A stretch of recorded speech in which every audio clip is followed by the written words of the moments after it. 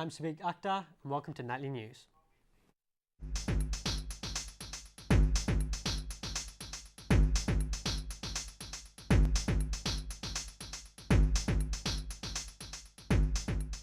Teenager hit by police car, tease Libyans take action, borough bomb scare, steel work joy. A teenage girl was involved in an accident with a police car as it responded to an emergency. Stephen is at the scene now. Hi, I'm in the street at the moment where the marked police car had struck a 16-year-old girl late Saturday night. The girl was taken to North Seas Hospital and is actually doing quite well at the moment. The 16-year-old girl has been named at Hannah Wilkinson from Fairfield, and she was reported to be pregnant at the time. Today her stepfather confirmed that she was pregnant, and it still is, and everything is going okay with the pregnancy. The Independent Police Commission is now investigating the incident and involving the police car. Back to you, Sadiq. But this is one of many such incidents that is happening around the country. I'm now joined by Jimmy Knight, a professional driver.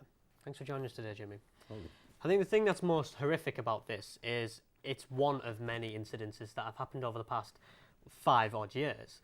Do you feel that the manner in which these incidences are being investigated needs to be changing?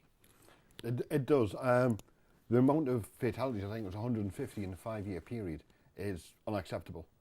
You know, something needs to be done to regulate and to keep them in check.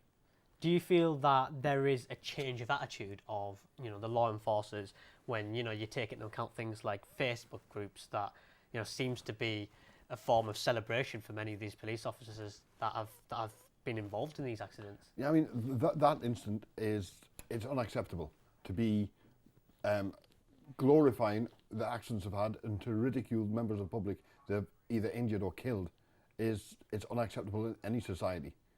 Do you feel that such a blasé approach to such incidences is galvanising how they're responding to scenes, perhaps? Yeah, I mean, if they see it as, a bit of a laugh and a bit of a joke, then how can they act responsibly in their main role as public defenders? If they are treating it as something comical, then they have no right to be there. Okay, thanks for joining us today, Jimmy. Well. A protest rally was held by a Libyan community of Teesside against Colonel Gaddafi's regime in North Africa.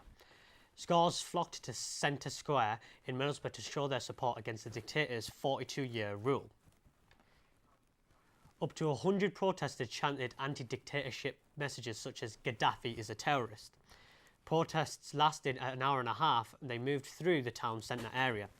Rally organiser Jamal Hatwash, 51, said, "We are here because of the injustice to the Libyan people.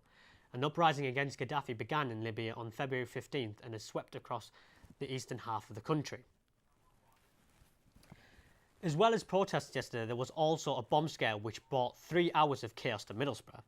The busy town centre was brought to a standstill when Albert Road was cordoned off following reports of a suspicious package. Police were called to the town hall in Middlesbrough. Some reports suggest sports bags had been left inside a box office at 1:30 p.m.